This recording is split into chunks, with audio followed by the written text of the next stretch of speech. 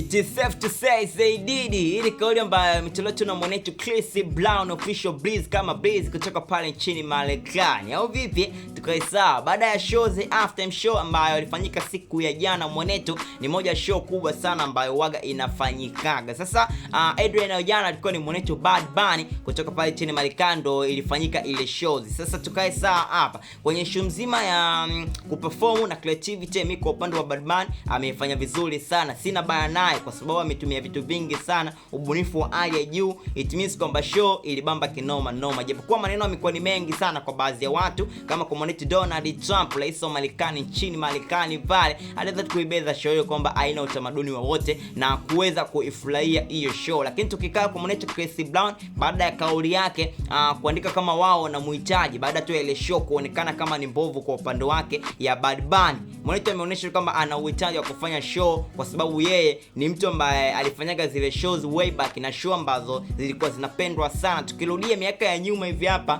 mwanetu Chris Brown alifanya show kwa ukubwa sana, lakini kwa yeye alivyoona ni kutokana tu na mwanetu Bad Bunny kama amefanya kwa ubovu hivi hapa kwa upande wake, ndio maana kaandika it is safe to say they need, kwamba tu wananihitaji. Nitosha tu kusema kwamba wananihitaji, ni salama mimi nikifanya ile show. Iko mwanetu Chris Brown ni kama ni kauli ya kubeza ile show ya mwanetu. Tukumbuke mwanetu ana muda mwingi sana hajafanya shows.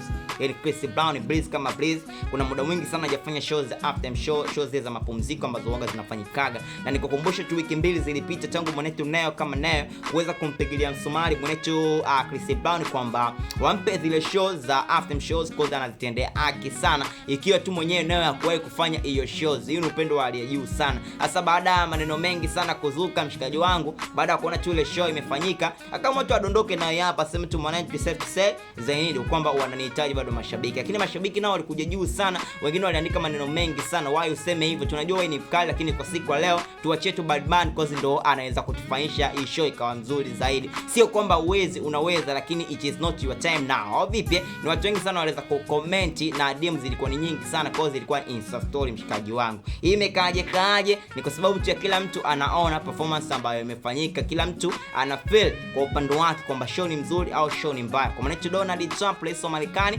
pamoja na wetu Chris Brown kuna namna kama wameibeza ile show, lakini watu wengine wanazidi kusupport na kuangalia ni kitu gani ambacho kimekuwa kimefanyika. Mshikaji wangu vipi vile tayari waza gani, usahau kushare, like and comment. Tukutane tena kwenye next post. Bye bye.